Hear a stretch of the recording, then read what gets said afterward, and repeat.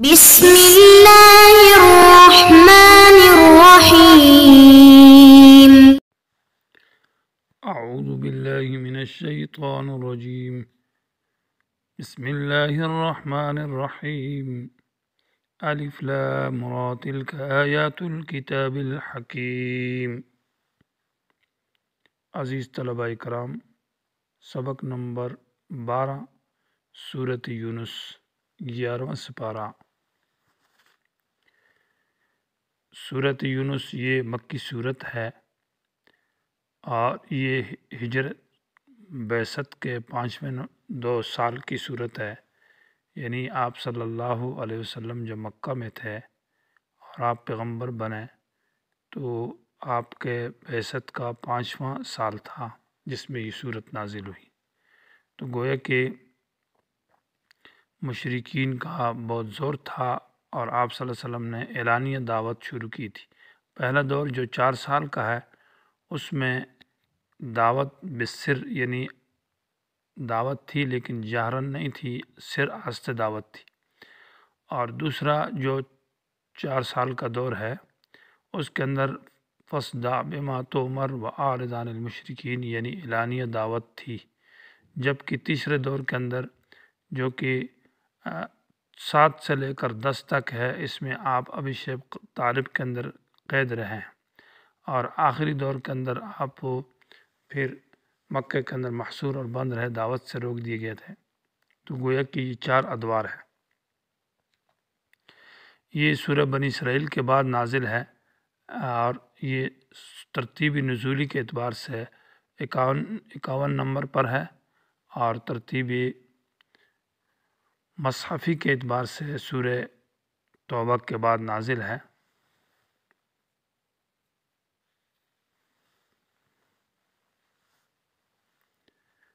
گویا کہ پہلے نمبر پر فاتحہ، دوسرے پر بقرہ اور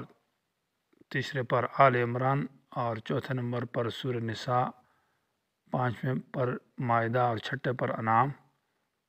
اور 7ویں نمبر پر سورہ اعراف، اور 8ویں نمبر پر سورہ انفال، تو 9 سورہ توبہ اور 10 سورہ یونس۔ سورہ یونس کا ماقبل صورتوں سے ربط یہ ہے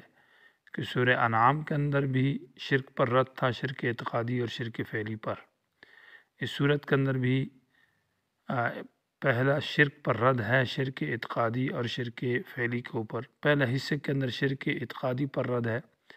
اور اس بات توحید ہے، اور دوسرے حصے میں شرک فعلی پر رد ہے، آیت نمبر 54 کے بعد۔ سورۃ توبہ کے اندر محاجہ ذکر تھا 4 قوموں کے ساتھ، مشرکین، اہل کتاب، منافقین کے ساتھ، اور محاجہ بالسیف، یعنی ان کے ساتھ جنگ تھی اور جہاد تھی، محاجہ تھا لیکن تلوار کے ذریعے تھا۔ اب یہاں پر محاجہ باللسان ذکر ہے کہ ان کو دعوت دی جائے توحید کی طرف۔ اور دوسرا ربط یہ ہے کہ سورہ توبہ کے اندر ان کے ساتھ قتال اور جہاد فی سبیل اللہ کا ذکر تھا، مشرکین، اہل کتاب، منافقین کے ساتھ۔ تو اس صورت میں اس کی علت کا ذکر ہے کہ ان کے ساتھ جہاد کیوں کیا جا رہا ہے، اور ساتھ ساتھ میں ایک سوال کا جواب بھی ہے کہ انہوں نے کہا کہ ہم کے ساتھ تم لڑائی کیوں کرتے، ہم تو مشرک نہیں ہیں، ہم نے تو اللہ کو مانتے ہیں۔ تو جواب یہ ہے کہ آپ اللہ کو تو مانتے ہیں لیکن اللہ کے ساتھ شرکاء بنائے ہوئے شفعاء، تو شفاعت قہریہ پر اس صورت میں رد ہے، اور یہی شرکیہ وسیلہ شرکیہ اور شفاعت قہریہ جو ہے یہ اللہ کے ساتھ شریک بنانا ہے، اس وجہ سے آپ کے ساتھ جہاد اور جنگ کیا جا رہا ہے۔ تیسرا ربط یہ ہے کہ سورۃ توبہ کے آخر میں کہا تھا لا الہ الا ہو علیہ توکلت وہو رب العرش العظیم، کہ کوئی معبود نہیں اور کوئی حاجت روا نہیں۔ تو اس صورت میں اس مسئلے کے اوپر دلائل ذکر کیے کہ جب اللہ کے ساتھ کوئی حاجت روا متصرف نہیں ہے تو شفعاء بھی نہیں ہے اور چھڑانے والے کوئی نہیں ہے، اس کے اوپر دلائل ذکر کیے صورت کے اندر۔ صورت کا دعویٰ ہے نفی شفاعت قہریہ، اور اس دعوے کو آیت نمبر 3 کے اندر ذکر کیا، ما من شفیع الا من بعد اذنی، اور آیت نمبر 18 کے اندر ذکر ہے وَيَعْبُدُونَ مِن دُونِ اللَّهِ مَا لَا يَضُرُّهُمْ وَلَا يَنفَعُهُمْ وَيَقُولُونَ هَؤُلَاءِ شُفَعَاؤُنَا عِندَ اللَّهِ۔ یہ صورت کا مرکزی مضمون ہے، اور اس کے علاوہ صورت کے اندر 4 مسئلے ذکر ہیں۔ پہلا مسئلہ توحید، دوسرا مسئلہ صدق قرآن، اور تیسرا مسئلہ رسالت کا ہے، اور چوتھا مسئلہ ایمان بالآخرت کا ہے۔ لیکن مرکزی مضمون جو ہے شفاعت قہریہ، اس کا حاصل یہ ہے کہ اصل میں شرک کی جو جڑ اور بنیاد ہے وہ 3 چیزیں ہیں، یعنی مشرکین کے 3 بڑے عقیدے ہیں جن کی بنیاد پر وہ شرک کرتے ہیں۔ پہلا عقیدہ مشرکین کا یہ ہے کہ جن کی ہم ولیوں کی، بزرگوں کی، یا لات کی یا منات کی عبادت کرتے ہیں تو وہ ذمہ دار ہیں، ان کو اللہ تعالیٰ نے اختیار دیا ہوا ہے، تصرف دیا ہوا ہے، قدرت ہے ان کے پاس،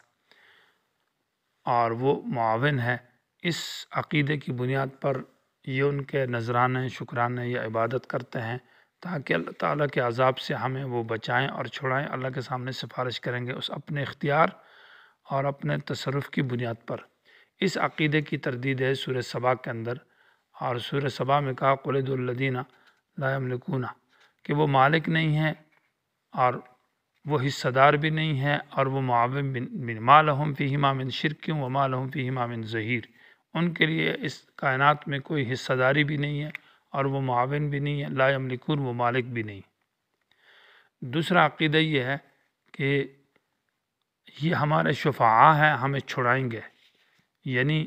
اللہ کے عذاب سے بچانے والے، سفارش کرنے والے، چھڑانے والے۔ اس عقیدے پر تردید جو ہے سورہ یونس کے اندر ہے، مشرکین کا جو یہ عقیدہ ہے۔ اور تیسرا عقیدہ ان کا ہے کہ ہم ان کی عبادت یا ان کا نذرانہ اس لیے کرتے ہیں کہ ما نعبدہم الا لیقربونا الی اللہ زلفیٰ، کہ یہ ہم اللہ کو قریب کر دیتے ہیں، اللہ کے سامنے ہماری پیشگی کرتے ہیں کہ یہ میرا مرید ہے اور اس سے پھر اللہ تعالی ہمیں معاف کر دے گا۔ اس عقیدے پر تردید جو ہے سورۃ زمر کے اندر ہے، ما نعبدہم الا لیقربونا الی اللہ زلفیٰ۔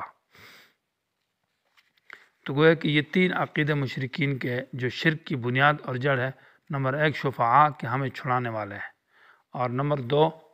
یہ ہے کہ یہ حصہ دار ہے اور ان کو اختیار اللہ نے دیا ہوا، اور نمبر 3 یہ ہے کہ ہم ان کی عبادت اور ان کا نذرانہ شکرانہ اس لیے دیتے ہیں کہ یہ ہم کو اللہ کے قریب کرتے ہیں۔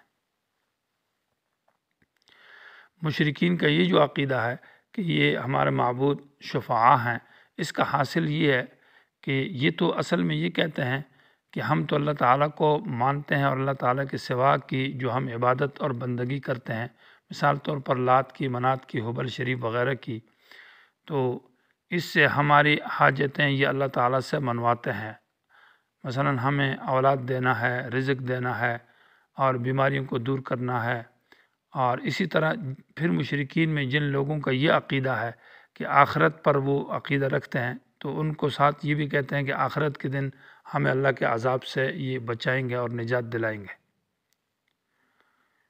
تو اس کو وسیلہ شرکیہ کہا جاتا ہے، اسی کو شفاعت قہریہ کہا جاتا ہے، اور شفاعت قہریہ کا معنی شفاعت بلا اذن، بغیر اجازت کے سفارش کرنا۔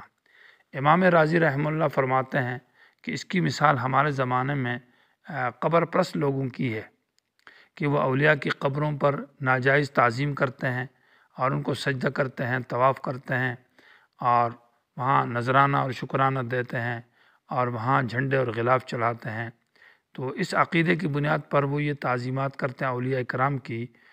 ولیوں کی، بزرگوں کی، کہ اللہ تعالیٰ سے یہ ہماری حاجت اللہ تعالیٰ پر منوائیں گے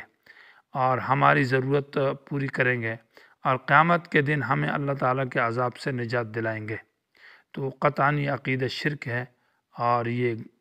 اسی کو ذکر کیا ہے وَيَعْبُدُونَ مِن دُونِ اللَّهِ۔ قرآن نے کہا وَتَعَالَى عَمَّا يُشْرِكُونَ، یعنی اس عقیدے کو عقیدہ شرکیہ کہا ہے۔ دنیا کے اندر جب کوئی مجرم آدمی کسی مصیبت میں پھنس جاتا ہے تو اس کے بچانے کے جو طریقہ کار ہیں، یا کسی آدمی کی کوئی محتاج آدمی ہے تو وہ اپنی ضرورت جب پوری کرتا ہے تو اس کے 3 طریقے ہیں سفارش کرنے کے۔ نمبر 1 یہ ہے کہ شفاعت بالمحبت، اور نمبر 2 شفاعت بالوجاہت، اور نمبر 3 شفاعت بالاذن۔ شفاعت بالمحبت اس کو کہتے ہیں کہ مشفوع الیہ جس کے پاس سفارش پیش کی جائے گی، یعنی محتاج آدمی یا مجرم آدمی جب سفارش کسی کو پیش کرتا ہے مشفوع الیہ کے پاس، جس کے پاس سفارش پیش کی جائے گی، تو اس کے کسی محبوب یا اس کے کامل دوست کو سفارش میں پیش کیا جاتا ہے، اور وہ چونکہ اس کامل دوست کی وجہ سے، اس کا وہ دوست ہے اور اس کا وہ محبوب ہے، اس کی وجہ سے گویا کہ وہ مشفوع الیہ جس کے پاس سفارش پیش کی گئی ہے، جج ہے یا کوئی فیصلہ کرنے والا ہے، وہ اپنے فیصلے کو واپس لے لیتا ہے، اس مجرم کو سزا نہیں دیتا، یا اس محتاج کی حاجت کو وہ پوری کرتا ہے، اس اپنے دوست کی وجہ سے اس کی بات کو وہ رد نہیں کر سکتا، اس کو ناراض نہیں کر سکتا۔ اس کو شفاعت بالمحبت کہتے ہیں۔ دوسری قسم شفاعت بالوجاہت ہے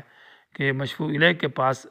ایسے شخص کو پیش کیا جائے جو بڑا آدمی ہو، جو وزارت والا، عہدے والا، معتبر شخص ہو، تو وہ اس کی بات کو رد نہیں کر سکتا،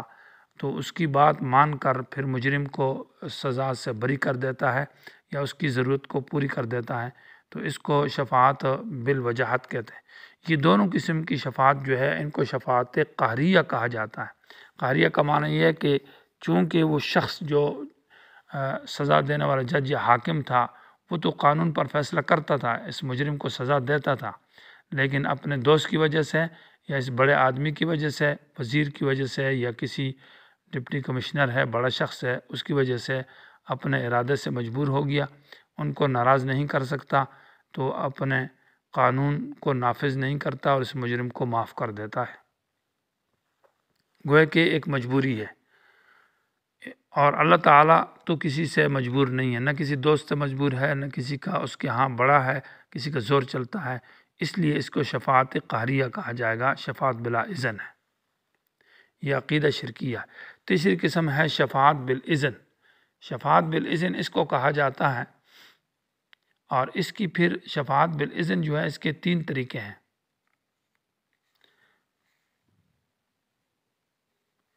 پہلا طریقہ اس کا یہ ہے کہ زندہ آدمی سفارش کرے زندے کے لیے، جیسے کہ دعا کرتا ہے کوئی زندہ دوسرے زندے کے لیے، اور حدیث میں آتا ہے کہ اسرع اجابتاً، یہ دعا جلدی قبول ہوتی۔ دوسرا قسم یہ ہے کہ زندہ آدمی دعا کرے مردے کے لیے، مردوں کے لیے دعا کرے، ان کو ایصال ثواب کرے۔ اور تیسری قسم یہ ہے کہ قیامت کے دن نیک لوگ جو ہے، جو معاف کر دیے گئے ہیں اور جن کے لیے جنت کا فیصلہ ہو گیا ہے، اور مومنین، انبیاء، اولیاء، شہداء جو ہے وہ مومن گناہگار لوگوں کے لیے سفارش کریں، تو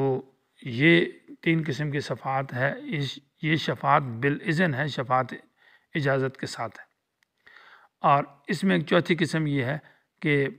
مردہ دعا مانگے زندوں کے لیے، مردہ دعا مانگے زندوں کے لیے، تو اس کا شریعت میں ثبوت نہیں ہے، اور یہ عقیدہ شرک تک انسان کو پہنچا دیتا ہے۔ شفاعت بالاذن میں یہ ہے کہ جو شفاعت بالاذن اجازت کے ساتھ ہے کہ قانون کے اندر یہ لکھا ہے کہ مجھ سے اگر اس مجرم کے بارے میں کسی نے سفارش کی فلاں آدمی نے، تو میں اس کی سفارش کو قبول کروں گا، اور اس سفارش کے یہی 3 طریقے تھے جو ذکر کیے شفاعت بالاذن، یہ ہوگی۔ اور وہ جو پہلی 2 قسمیں ہیں کہ